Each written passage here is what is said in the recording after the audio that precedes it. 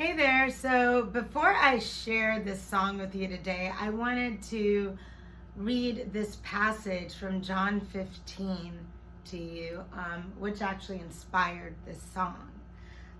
It says, I am the true vine, and my Father is the vine dresser. Every branch in me that does not bear fruit, he takes away. And every branch that bears fruit, he prunes, that it may bear more fruit. You are already clean because of the word which I have spoken to you. Abide in me, and I in you. As the branch cannot bear fruit of itself unless it abides in the vine, neither can you unless you abide in me. I am the vine, and you are the branches. He who abides in me and I abide in him bears much fruit. For without me you can do nothing. If anyone does not abide in me, he is cast out as a branch and is withered. And they gather them and throw them into the fire, and they are burned. If you abide in me and my words abide in you, you will ask whatever you desire, and it shall be done for you. By this my Father is glorified, that you bear much fruit, so you will be my disciples.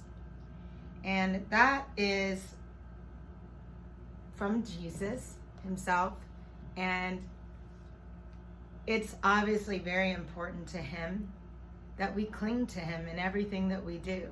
That we not get so sure of ourselves, that we feel like that we're doing everything on our own, that we're so self-sufficient and we don't need anyone, or we're just going to get it all together and we won't inconvenience Jesus with our little tiny prayer requests.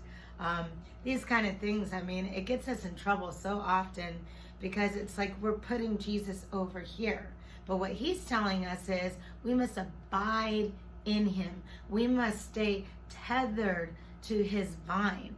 And when we stay like this with him, then the fruit that begins to produce in us is going to be from him and of him. And so that will be good fruit. But when we're away from the vine, yes, we can produce fruit. But that fruit can be bad. It can be rancid. It could be inedible.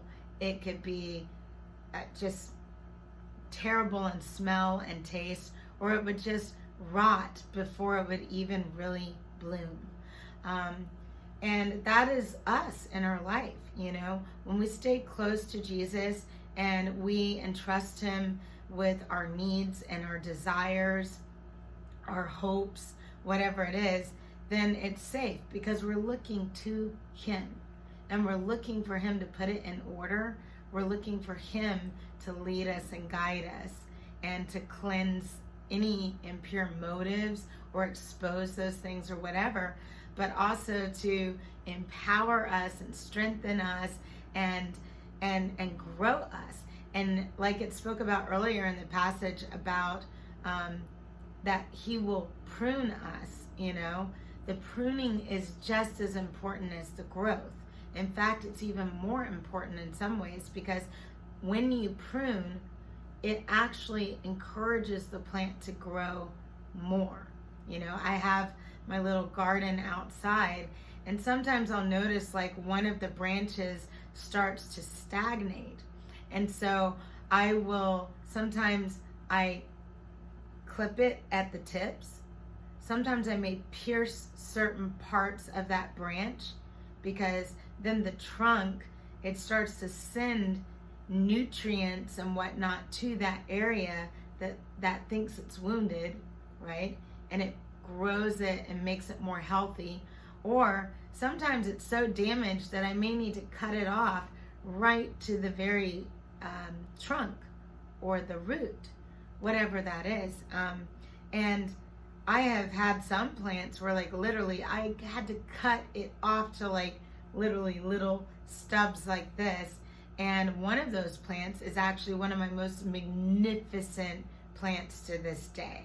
And so don't shrink back from the pruning seasons, because the pruning seasons grow us into deeper maturity. It grows our trust in the Lord and our dependency on the Lord. And then when we come into a healthier season, we're less likely to go back to just depending on ourselves and our own strength, and that much more we look to God to temper our footsteps. So this song is called Abide in the True Vine.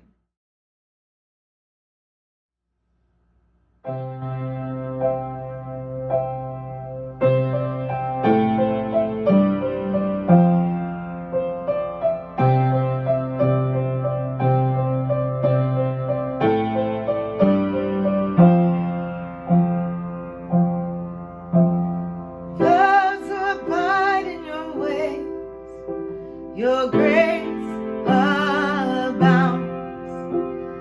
Those who are fast to their faith, your peace